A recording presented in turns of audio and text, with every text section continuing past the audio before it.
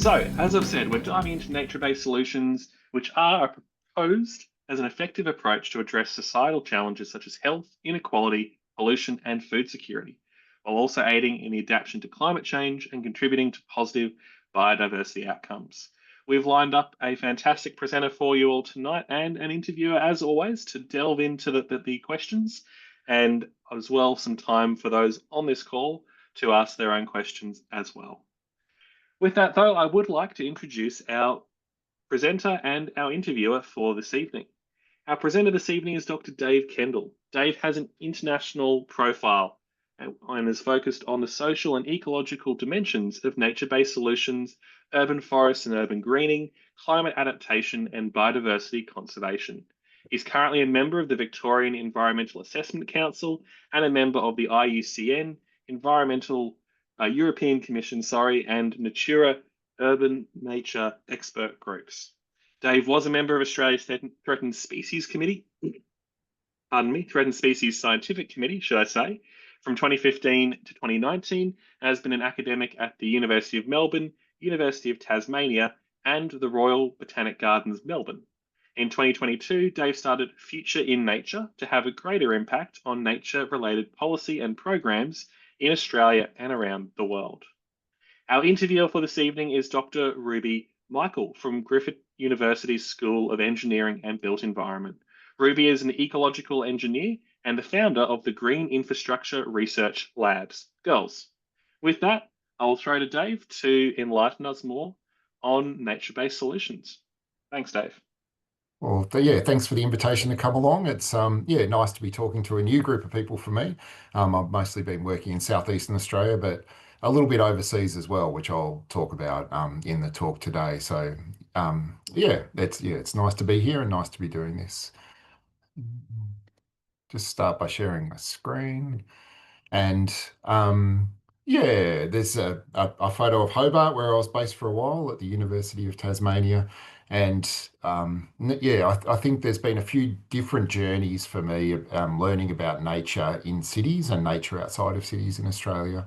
So I'm currently on Jabwarung country in Western Victoria, and I think working with traditional owners and other Aboriginal groups and First Nations groups around the world has been a really big part of that journey.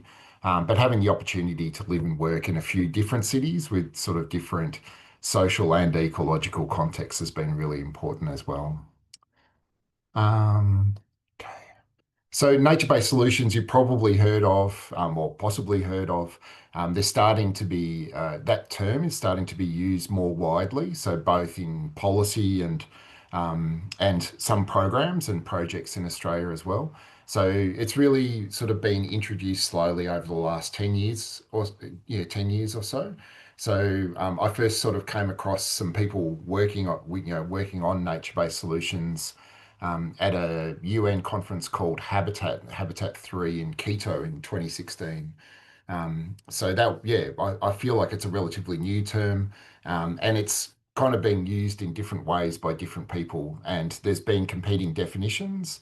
But a couple of years ago, there was a definition that was adopted by the United Nations Environmental Assembly, and which is largely based on the IUCN, International Union for the Conservation of Nature's definitions. So the key kind of parts of it are it's about actions to do things with nature to protect or conserve or manage different kinds of nature, and all different kinds of nature I think is quite important. It's not just green trees, it's a range of different natures. And maybe what makes this a little different than some of the other terms is it has these three characteristics. So it has to address societal challenges, so they can be social, economic, or environmental. It has to have co-benefits. So nature is seen as not a particular efficient, optimal solution to a particular problem, but one that provides a range of benefits. And explicitly, it must have biodiversity benefits. So I kind of think we all think those things are good, and most sort of nature things have those. But in practice, that's not sort of necessarily true. And I think that's not necessarily true in Australia and Australian cities as well. So I've been trying a few different diagrams. I'm trying this one tonight just to sort of think about the relationship between those things. So we've got biodiversity conservation, which I'm sure everyone's pretty familiar with. That's well established in Australia, in cities and outside of cities as well. We have co-benefits and we have societal challenges. So nature-based solutions has to have all three of those components to be sort of considered a nature-based solution according to the definitions that are being bandied around at the moment. So I feel like another important thing that we should talk about is green infrastructure or other kind of urban greening terms as well. So urban forests and other things like that. So nature-based solutions are similar, but I think that there are some important differences. So green infrastructure tends to be more focused on societal challenges. So it's doing things like, cooling or yeah, other kinds of challenges that it's trying to solve. And it may or may not have co-benefits. Like that's not sort of explicitly needed for green infrastructure, I don't think. And it may or may not have biodiversity conservation outcomes. And that's something I'm sure we'll talk about a little bit later on. So there's a lot of people working in green infrastructure who do things in a way that does achieve biodiversity conservation outcomes, but they don't necessarily have to. Green infrastructure can be developed and implemented in different ways that don't necessarily do that, and potentially actually can have adverse biodiversity outcomes if they're using invasive species or providing habitat for pest animals and things like that. So this is most of this is my perspective, and I'm interested to hear other perspectives as we get to the quick Q&A kind of part of this. But from my perspective, this is really strongly a European term. So it was very, all of the early research and a lot of the work that continues to be done has been led by Europe, and even work that's happening outside of Europe in the Pacific or in South America or in Asia tends to be in collaboration with European researchers or European funding bodies. So for me, it's quite a European term, and it's kind of escaping that a little bit. A few years ago, Joe Biden had a presidential decree that's where nature-based solutions was a really important part of the work that was being done. It's extensively being used in overseas development and aid projects around the world. And we're seeing it more and more in sort of global policy frameworks. So things like the Global Biodiversity Framework that was agreed a couple of years explicitly has nature-based solutions in a couple of the targets. There's IUCN standards to better understand provide an agreed understanding of nature-based solutions. There's a range of other things which, if you're interested, we can talk about more too. You might have heard terms like IPBES, and out of that Habitat 3 conference, there was a manifesto called the New Urban Agenda. That's kind of interesting as well. So yeah, I'll talk about two things, I guess. So one of the projects I'm involved with is writing a global roadmap for urban nature-based solutions. I should acknowledge that one of the people in this photo, Eric Hubbard, passed away last week, and I just want to acknowledge the work that he's done and the influence that he's had on me. He was leading the African node of this particular project, so I'm leading with Brenda Lynn and Claire Adams and Annemie Rose Jansen, the Oceania node. But we're all met up in New York last year, which was a nice thing to do in the circumstances. So NATURA is a network of networks. It's funded by the US National Science Foundation. Luckily, they've received all their funding, and so not getting caught up explicitly in some of the things that are going on in the US at the moment. And there's a range of different sort of research projects and activities that have been taking place, but one of them is having regional teams writing reports on 7 different regions around the world. So summarising both the research that's happened, but also using case studies to understand, the sort of different programs and projects that are happening in the area.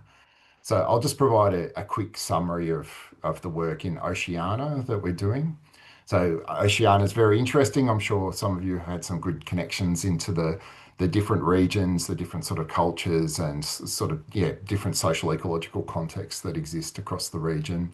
Obviously, when we're thinking about urban nature-based solutions, Australia and New Zealand tend to dominate. So explicitly, some people include Hawaii in Polynesia and in these studies, but that ended up being part of the US chapter, US and Canada. So we didn't include the Hawaiian cities, but we did look a little bit and work a little bit with some people from Hawaii.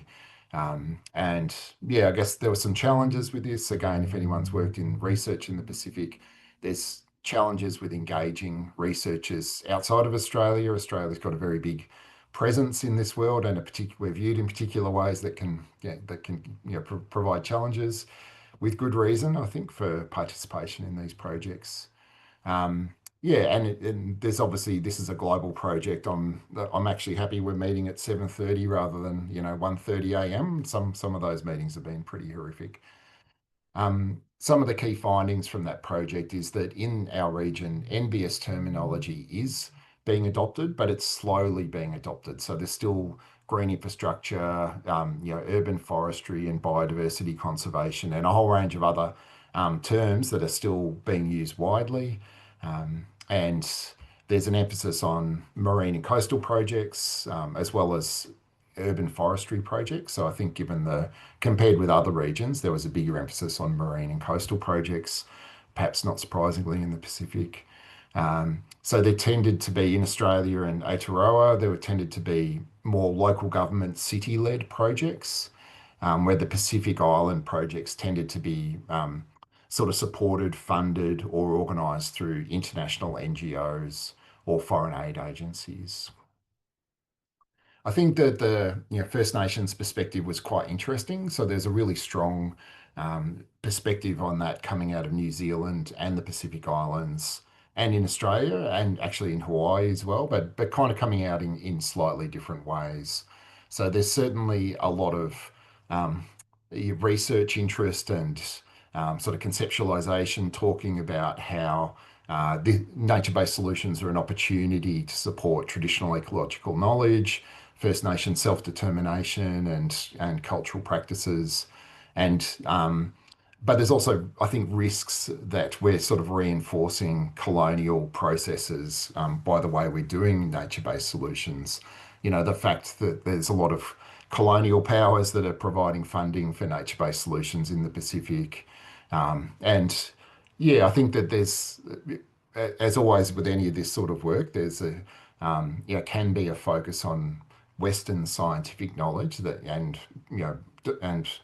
prioritizing that over other ways of knowing the world. And I think, that's something I'd like to talk about a little bit at the end. So I think that there's a risk that we might continue to perpetuate some sort of colonial processes and Western scientific sort of colonial ways of thinking about urban nature. But it doesn't have to be that way. And I think it's quite important to flag this, particularly as we're starting to adopt the term, think about using it in projects. It's something that I'd like to see explicitly discussed at the start of projects.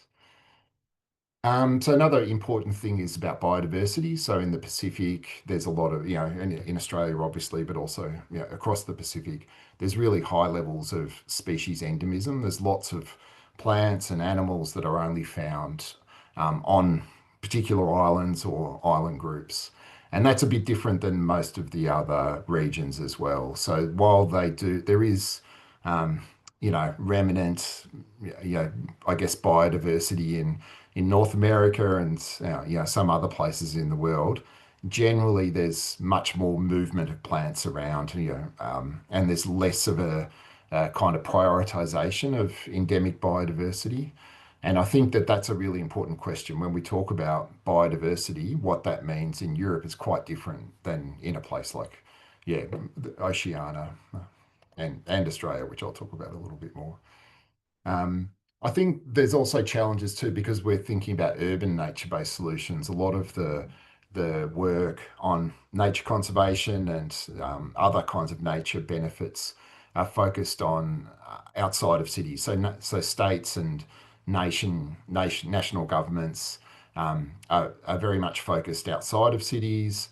the cities are kind of left to themselves to work up their own nature-based solutions, which has some pros and cons. I feel like there's a lot of capability and interest, and some cities in the region are very progressive in the things that they're doing that would probably be limited by what if they were more under the control of state and national government policies. There's a couple of key ways of thinking about scaling. So we can think about scaling up across jurisdictions. So that's Brisbane's a little different, but a lot of cities actually have multiple local government authorities in Australia, or there's different kinds of historically different cities that have grown together over time. So different kind of administration of areas that are contiguous. And there's also this idea, I think, of there being some leading cities in the region, and the idea that they have some responsibility to, build capacity and capability across cities, in regional areas that maybe, or across countries that don't necessarily have the same capacity and capability. All right, so just to sort of drill down a little bit into those things in Australia, so I won't talk too much longer, but I think those questions of scale and biodiversity are really important, and probably other things too. Happy to talk more about that. So scale, I think there's this question about the scale of solutions needing to match the scale of societal challenges that nature-based solutions are being designed to address. So because of this focus on solutions, we can talk about things like urban heat, which happens a lot in urban forestry and urban greening. But as a nature-based solution, we need to think about the scale of projects or effort or coordination across projects that are needed to be able to solve that. So urban heat can't really be solved at a site level, within a park or within a street. So there's some aspects of that can be, but the societal challenge is a big challenge, and we need to think about how we respond in a way that meaningfully addresses the scale of the challenges that we're facing.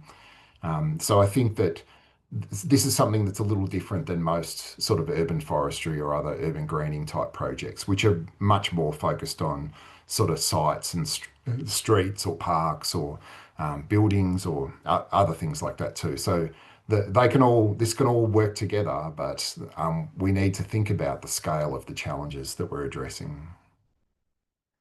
And I think that the challenge for biodiversity is a really interesting one. So, because it's seen as a co-benefit rather than the primary rationale for projects, although there's some debate about that, I think that we're talking about projects where ecology and biodiversity needs to support more socially focused projects. So projects that are addressing these societal challenges. So while we might get good biodiversity outcomes, it's really likely that they're going to be suboptimal compared to biodiversity sort of specific focus projects. And some people might think that's a bad thing. I'm not sure about that. I'm interested in suboptimality and thinking about how we can maybe do things, try to do things a little worse, but think about the range of benefits that we can achieve. I think that this, focus on, community and Indigenous perspectives is perhaps a challenge for biodiversity. So sometimes those things can work together, but there can be very different ways. So in Victoria, quite a few of the projects I'm working with, there's this really strong representation of traditional owners.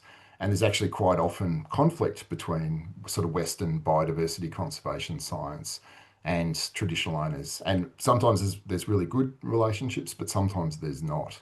I think we need to recognise that and respect that and develop processes that work with that.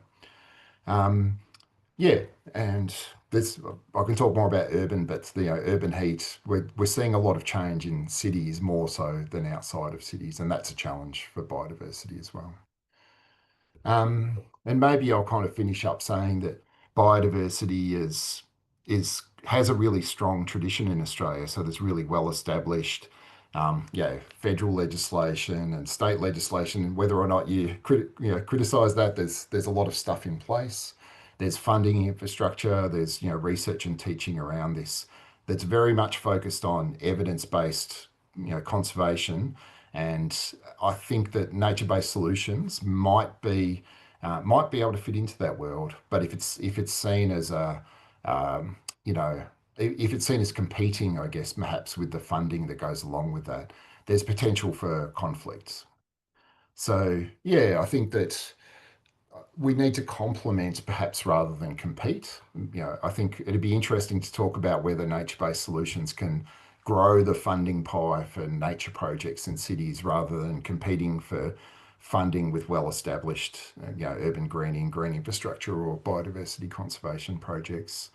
But there's some real opportunities too. Perhaps nature-based solutions can do the traditional owner, sort of respect and collaboration, supporting traditional owner knowledges and practices better, or in new ways. And perhaps there's ways of thinking more clearly about equitable and just outcomes. That's a really big issue in Asia and South America, and we've seen that a little bit in the Pacific as well. I think that potentially there's some good outcomes there. And I think there's a lot of, in urban planning, there's a lot of interest in multifunctional urban landscapes, and nature-based solutions sort of explicitly embed that in their nature rather than, or more so than, biodiversity conservation and green infrastructure. All right, I think that's what I want to say. So thank you. I stop sharing.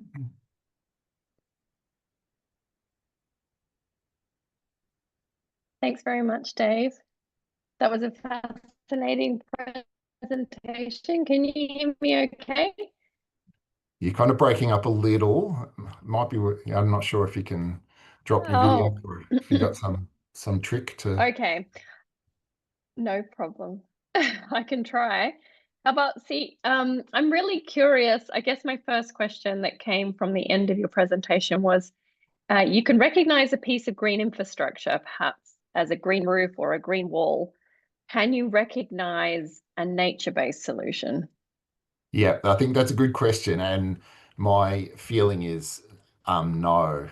So especially when we've been thinking about this at a global level, and I've been lucky to have visited some nature-based solutions projects in a few different countries around the world in very different contexts. And the answer is a resounding no. I think that they're very different things.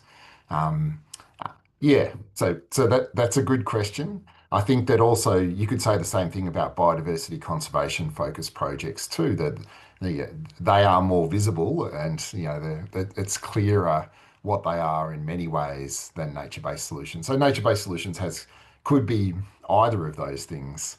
Yeah, I think that's a good question.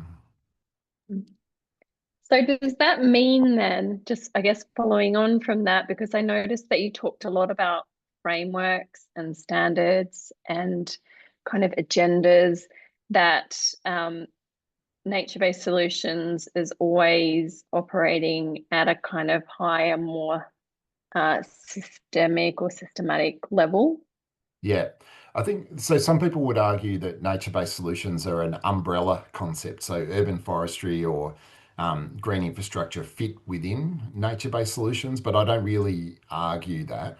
So I kind of think of it a little bit more as a changing changing the lens that we use to think about these projects, particularly in the design of them.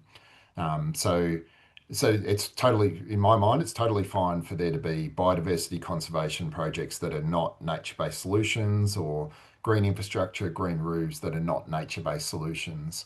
But if you want to adopt that lens, or that, which might be, there might be good funding reasons or other sort of policy reasons for doing that. It comes along with some stuff that you need to be aware of. So you need to think about these co-benefits. You need to think about, I didn't talk too much about community, but there's a much bigger focus on community and co-design, and this sort of whole idea of I'm not sure suboptimal is the right word, but like messy ways of going about things that might not be the perfect solution from some particular perspectives, but allow different perspectives to be brought in and achieve a broader range of outcomes. So yeah, slightly different way of it's trying to change the way that we're thinking about these projects a little bit. Yes, I was going to ask that question, is nature-based solutions a lens through which we look at projects? Yeah, absolutely. I mean, I think so for everyone, for researchers and for practitioners and people designing projects, we're always looking for, that framing of of the things that we're doing. So which does come along with these other things about, historical kind of ways of knowing and ways of doing. It comes along with funding. It comes along with sort of, evaluation kind of, even if it's informal evaluation, what's a good biodiversity project or a good green roof? We kind of know that. So there's kind of risks with, using nature-based solutions framings because a lot of that doesn't actually really exist yet. So I'm kind of arguing a particular way of thinking about that that would allow us to evaluate nature-based solutions based on these, ideas of traditional owner participation and biodiversity outcomes and, justice and other things like that too. So yeah, and Mm. these things are in those standards. So if we adopt them, it does make us think about them at least. So, mm. Um, there is a lot of, I guess, as you mentioned, there's urban forest strategies in all of the different states, and there's a big national conversation at the moment, which is about recognizing green infrastructure as infrastructure, so that it can have standards. And I guess, would that conversation be a good one for nature-based solutions to participate in terms of influencing those standards to have a nature-based solutions flavor? Yeah. Look, in some ways, I think that'll happen organically if we kind of try to force nature-based solutions framings. They won't necessarily be adopted, but because of the way that the term is being used in things like the Global Biodiversity Framework, it's quite likely that they'll end up being Australian. So Australia's a signatory to that. There's going to be things that we're going to do. We're going to meet these targets that explicitly talk about nature-based solutions. There'll be federal programs that end up, I'm pretty sure, starting to talk about these things. Well, they already are a little bit, but there's risks with forcing it. So for green infrastructure, again, I think that there's a possibility that nature-based solutions are seen as a useful way or a useful term to use to describe green infrastructure. I think infrastructure is a really interesting term. It's it sort of it definitely has had a really strong take up in Australia, and yeah, personally, I feel like a nature-based solutions framing would be helpful for green infrastructure, give it a bigger focus on biodiversity and community engagement Mm. and other things. But there's risks that come along with that. And there could be some, depending on the proportion of engineers writing the standards, there could be very different, kind of expectations about what standards are. And yeah. That's true. We all have different disciplinary expectations. Um, um, but I think, does nature-based solution, but encouraging a diverse range of points of view seems to arrive at better outcomes overall. So I guess important to have those engineers in the room, ecologists, and Yeah, yeah. Indigenous perspectives Although all together. individually they're likely to be less satisfied, I think, with that approach. They won't be as cooling or they won't be as biodiverse or they won't be as, they're not as Yeah. optimal as other solutions that could or other projects that could be done. Is that and I guess as somebody who works a little bit in that design space, I guess isn't that a kind of classic design scenario where you're really designing something to be fit for purpose for a particular objective? And in sometimes it might be a real social objective, and in other times it might have more of a biodiversity focus because of its particular context.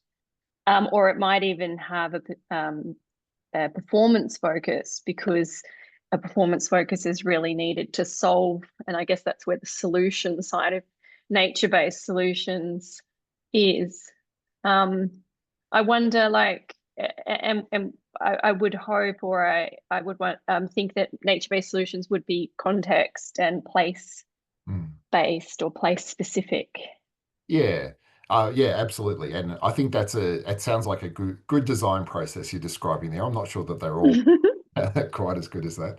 Um, I feel maybe the term comes out a little bit of sort of resilience thinking, like people like at the Stockholm Resilience Centre and other um, groups like that who are very interested in thinking about how sort of social ecological systems organise in response to change, like climate change, and that's obviously magnified in cities as well. So I think that there is part of it about the solutions and designing things to address those solutions, but there's also part of this is recognizing that there's a lot of uncertainty. We don't really always know what that context will be in the future or what the challenges will be. So we need to design flexible and diverse and redundant, those kind of words that are used a lot in resilience thinking. So again, coming back to suboptimal, we're doing these things that perhaps allow solutions to persist over a longer period of time, but they might be sort of less targeted at the solutions and the context and the place that we're trying to address today. Mm. It's made me think that perhaps, I guess, through our human optimization, which is our urban environment that we've created, we've potentially created a suboptimal nature scenario. And now this could be something that's trying to rebalance, us to potentially have a more optimal nature scenario within a highly urbanized environment. So, Yep. yeah, I just wonder what you thought of that. Yeah, Um, I like that. I feel like, yeah, if we can make sort of urban planning a little less optimal than it is, it'll create a bit more space for nature and for people and other things that perhaps get left out a little bit in our cities at times. Um, mm, very, very interesting things to ponder. I was quite interested also that it said that it must respond to a societal challenge. yeah, And I wondered, isn't loss of biodiversity itself a societal challenge? yeah. Um, and could we I don't know, solve ourselves out of the equation somehow? So that's actually a debate that we've had in our group, looking at the Oceania report that we're writing to. And certainly Mm, from a European perspective, um, they would write that a lot. So they would just say biodiversity loss is and climate change are the two crises that we're facing as a globe, and nature-based solutions can be developed that address the biodiversity loss in cities. But that response doesn't conceive of biodiversity the same way that we do in Australia. So kind of not strictly, I'm probably oversimplifying, mm, but any biodiversity is good. If there's more species, it's better than it was. And that's not, I don't think that's the case in Australia. Cities are really biodiverse because of all of the plants and animals that we bring into them and the complex habitats that we create. So that doesn't necessarily make them good in that sort of biodiversity, conservation context that we think about in Australia.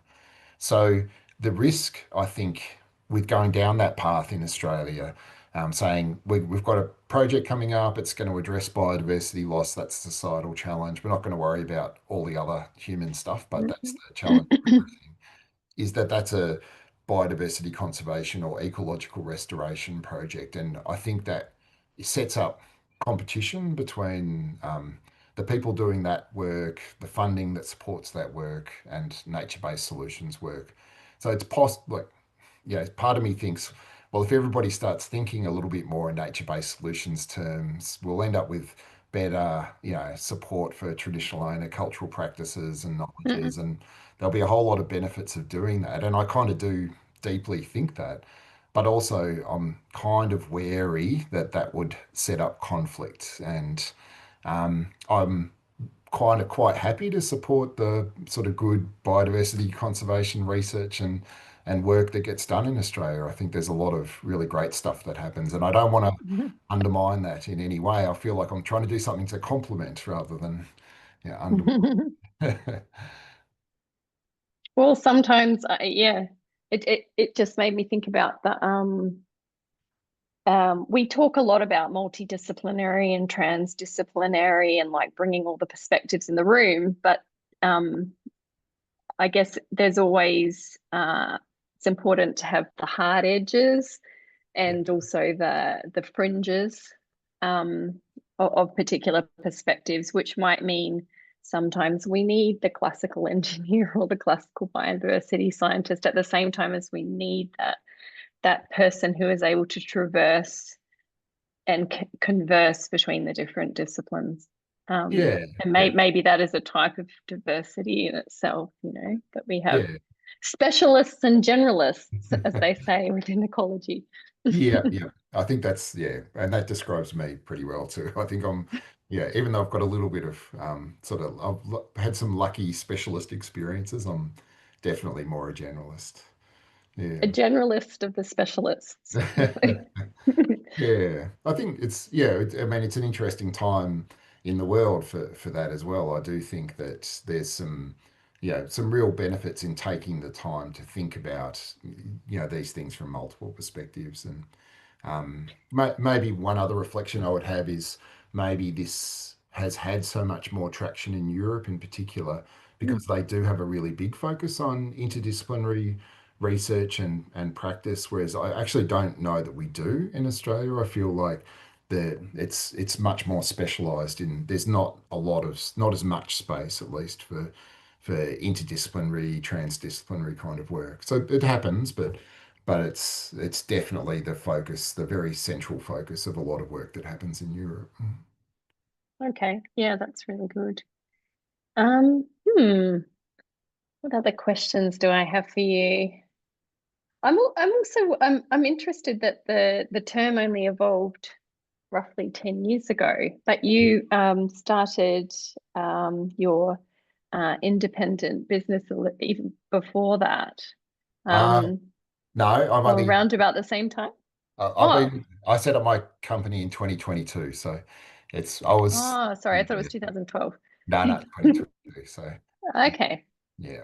So I guess with the work that you're wanting to do or that you do through your independent company, what was it that made you start that business? Or what was the voice that you were trying to Yeah, bring through being independent? yeah. Complex times. I was teaching geography at UTAS through COVID, and I was like, life's a bit too Mm, short to be to be doing what I'm doing here at the moment. So I guess I felt like I've been really lucky to have had a lot of opportunities to work with people overseas, and I wanted and this in this interdisciplinary space, and there wasn't really the room for that. I felt in academia with who I am and my personality and all those things that go along with it. I'm pretty comfortable working outside of academia, and I think it's been for me. It's been a really good decision. Yeah, I'm lucky. I've got some credibility and good connections that have come out of my academic time, but also I think that for me, the kinds of things I want to achieve, which is yeah, sort of working with people. I'm not an advocate. I'm not prosecuting a particular kind of outcome or way of thinking about the world, but to help other people, navigate those kinds of things and yeah, spend a lot of time with community and taking the time to learn what's going on in particular places and work with people to get good outcomes in a whole lot of ways. So programs and research and policy and advice stuff. So. sounds excellent. Do you think nature-based solutions and through your discussions with the community could be empowering for Indigenous communities, or could like have it as a Yeah. framing So for working with living country? I think that's an open question at the moment. So in I can't remember when it was. It was yeah. I remember zooming into a couple of midnight meetings and as part of one of the COPs, and there was a declaration by First Nations people from around the world speaking out against nature-based solutions and basically saying that they're adopting colonial ways of thinking and not Mm. supporting self-determination. And I think that that's really important to be aware of that. And I think there's a risk that that will continue.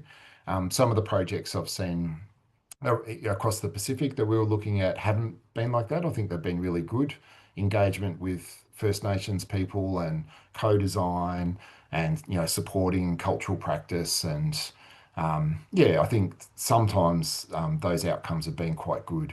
But the same, like I'm not sure what you guys think, but there's terms like rewilding that in southeastern Australia are considered offensive by a lot of Aboriginal people. Australia was never wild; it was a cultural landscape and always was. So talking about rewilding is trying to reinforce the dispossession of land. So I think we have to acknowledge that, and things could go down that path, but yeah, they might not as well. I think there's enough in there that it could be used in a positive way. Well, it seems to, from what you've been discussing, imply that there is a relationship there, that humans are not out of the equation, that this is a nature-based solution that has a societal, and societal meaning mostly human societal, I assume, Yeah. implication, not.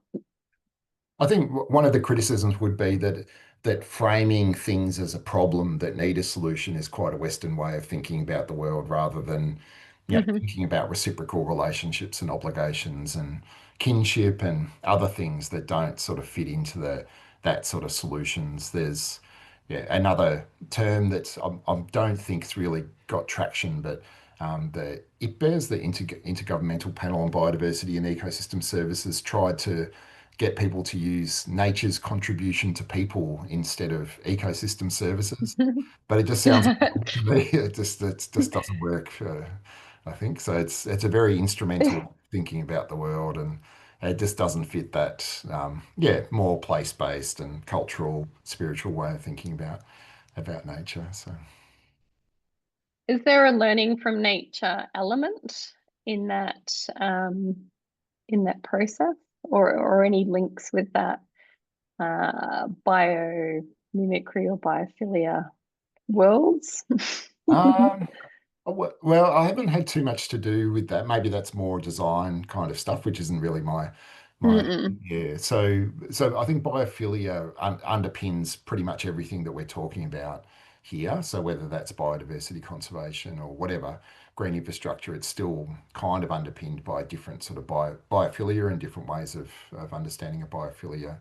But some of the other design stuff I probably can't really speak to. I don't know if you want to add something about that. Not in particular. I wasn't really thinking about. I guess biomimicry is more mimic. It, from my understanding, is more observing nature and then incorporating it into a design process that might be quite separate from nature itself. Yeah. And then there's a term we use in our work a little bit is natural analogues as well. So if we're looking to create some form of landscape in a place that's heavily denuded or degraded, and then looking at the historical landscape, or looking at or otherwise looking at sort of analogous landscapes to that really altered condition, so looking at both what was there previously, and then also perhaps if it's highly altered, how might we create a landscape that can still provide those co-benefits.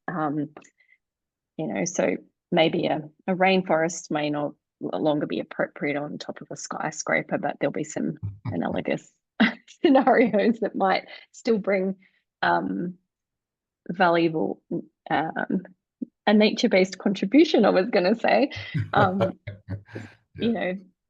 The In Bosco that space. Verticale is an amazing thing to see, but it's like I kind of hope we don't do that everywhere. It's just not sustainable, those kind of buildings. So yeah.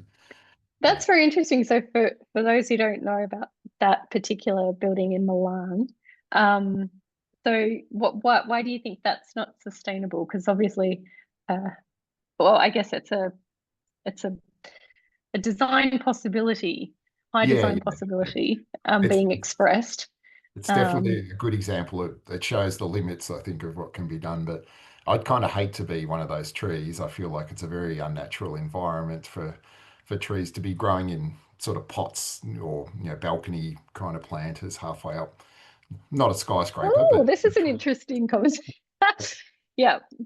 Well, and there was trees are very, I mean, it depends on the tree, doesn't it? Because some of them are very adaptive they are, but I'm to trying to see it circumstance. from the tree's perspective, and I feel like they would be petrified. I wouldn't want to be have my feet stuck in That's a true. planter box tent. Unless, that's true, unless they're snow gums. Yeah. Um, So there's a question in the chat yes. about rewilding. Yeah. Would you like, I'll read it for you because it's probably for you. How does the rewilding movement in Europe fit with nature-based solutions? Is it Uh, not controversial within Europe? so it it's rewilding as a term is not controversial the way it is in Australia. The controversy is there's still a focus on nativeness, and that's kind of my background, obviously, as well. I'm very interested in endemism and sort of biodiversity at multiple scales. So in Europe, there is some conflict around rewilding, um, and which is often focused on native species, reintroducing historically native animals or recreating native vegetation communities. But there's kind of another group of people I work with who are very focused on sort of spontaneous vegetation, brownfield revegetation sites. The work that they're doing, places like Berlin, show that these sort of spontaneous vegetation that most people look at and go, man, that's a toxic, weed infested mess that we're looking at here, actually have a lot of ecological function. They provide a lot of ecosystem services. They provide habitat for threatened species. And given the paucity of biodiversity across a lot of European cities, they're actually a really important part of the fabric. So Hmm. but I think these sort of tensions are all mostly our own construction. So the tensions around rewilding in Europe are, well, there's other things too. There's animal welfare and other things that come up too. But the difference between novel ecosystems, so ecosystems that might be functioning but aren't don't have historical templates, versus these rewilded landscapes that's trying to revert things back to some sort of imagined, um, you know, historical template, I guess. So And I guess, again, for me, there's some value in the spectrum of ideas there, yeah, because um, obviously function. So something we see here commonly is a lot of weed spraying, for example, of non native plants, but then removal of that plant if that plant cover is also doing a valuable functional job of holding together a bank, or a functional job of providing some refuge or habitat for a small bird family, then that weed spraying objective is suboptimal, as you would say. Um, I but think and especially if there's a heavy rain event afterwards and the sediment washes in because into the creek.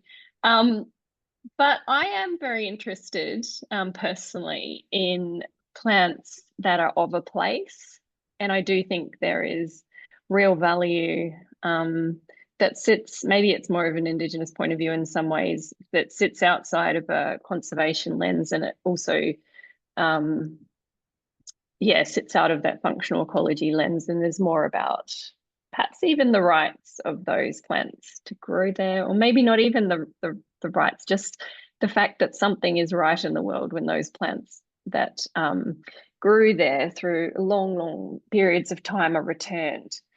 mm. So I wonder what your perspective is about that. Well, I think there's this really strong social sort of framing of that. So I think you could talk about more European heritage in the same way that there are, elms growing in Melbourne, which have been wiped out around most of the rest of the world by Dutch elm disease, and they've been growing there for 150 years. It's probably the best, city level, urban forest level population of elms anywhere in the world. So I'm not really arguing that, but I'm just sort of saying that there's different perspectives on thinking about that.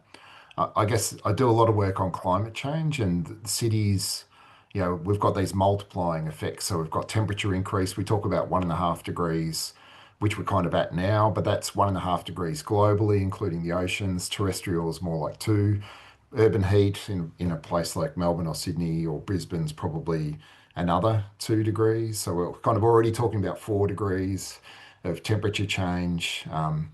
We've got forecasts of temperature increases that don't include further urban heat, and some of them actually model urban heat out of the existing data sets as well. So we're talking about environments that are really different than historical kind of, yeah, ecosystems that existed 200 or 300 years ago. And it doesn't mean that it's going to be wholesale changes. So plants are really adaptable, but there is significant change, and we need to. I'm very interested in perhaps one of the things I'll try to talk about in the projects I do is how do we choose which future we want? Which place are we connecting to? Because we can't, in cities, we can't connect to that place that was here in the past. But there might be some really good cultural reasons, so particularly with traditional owners for doing that.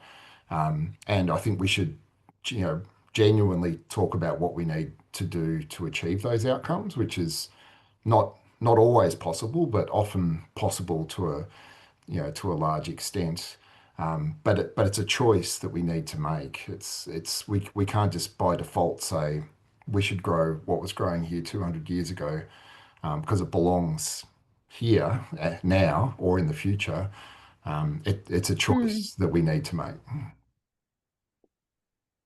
I do agree with that the past is not a default position at all. But I have seen the return of certain plant species or communities to places which have been very heartwarming to see and to really notice that difference. And a concern that I have is perhaps, or maybe just a counterpoint, is that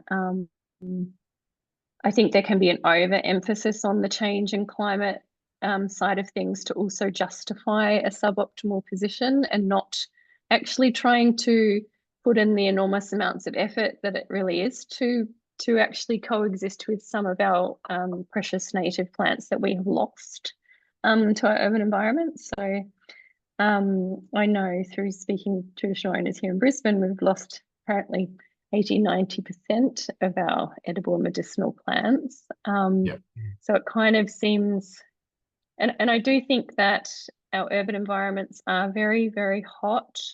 We've got a massive radiant heat problem, and there's a lot of design solutions that can cool, we can create a lot cooler environments that can really mitigate some of that climate warming and allow us to have those plants or plant communities. I mean, plant communities just being, I guess, one part of that ecosystem.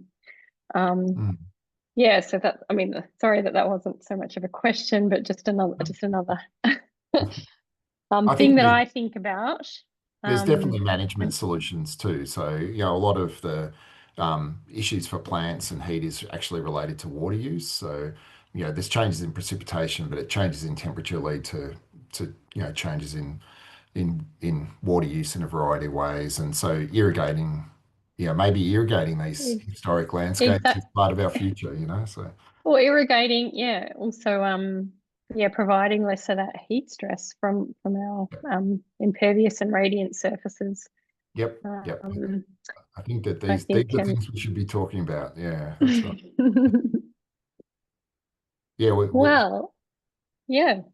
I'll just say one last thing. So we did a workshop with some absolutely. So a range of some geneticists and some Aboriginal people in Tasmania in Hobart talking about white gums, which are an important tree and sort of particularly vulnerable to climate. There's been some tree dieback in Tassie and lots of other places too with that species. And they're not really traditional owners, but the Aboriginal people were definitely saying these big white gums are really, really important. We should totally be irrigating them to keep them alive because they're really important. I think that was for me, surprising, but also a really healthy kind of conversation to be part of. Well, I guess indeed, if you do think of other beings and things that we coexist with as part of your family, then you absolutely should be taking good care. Yep. And recognizing that the environments that we've provided are quite challenging for nature, and we have to perhaps provide some solutions for our nature-based solutions. Yeah. Yeah. So I believe we're in the last minute. Oh, look, we've got a question just getting in there to me. Last question, I believe, because we're right on time. Hopefully it's a good one. How does nature-based solutions fit into the provision of housing and Yeah. housing developments? We haven't covered that topic, so looks like it needs to come last topic. All right, I'll do this very quickly. So I'm also on a National Trust Advisory Committee where we're talking about how to talk about trees in the context of the housing kind of crisis and pressures on development and shortcutting of planning schemes and systems that's going on at the moment. So I think it's a really big question. The short-term housing crisis is terrible for Australia, but we do need to have a longer term view of what kind of cities we want. And I think that the nature part of it, nature-based solutions or whatever sort of nature framing you're using has to be a really important part of that. So I understand we're probably going to make some compromises in the short term, but if we should think about what the long-term implications of that are. Okay, really good. Thank you very much. I hope that is it okay for I think our host said that he's not popping back in, so we are wrapping up at 8:30. So it's been an absolute pleasure to hear your perspectives from outside SEQ and bring them to our region, and also to think about those international perspectives. I'm sure everyone's got a little bit more to think about from your talk, Dave. So thank you very much for joining us. Yeah, no, thanks for the invitation. It's always fun. I enjoy talking about these things, obviously. So, yeah. Well, hope to stay in touch. Very interesting. Sounds good. Okay, well, everyone, thanks for joining us, and hope to see you at the next Geography and Conversations series events. Okay. Thanks, Dave. Thanks, Ruby. We'll see everyone again very soon. And that's all tonight. Thank you. Thanks.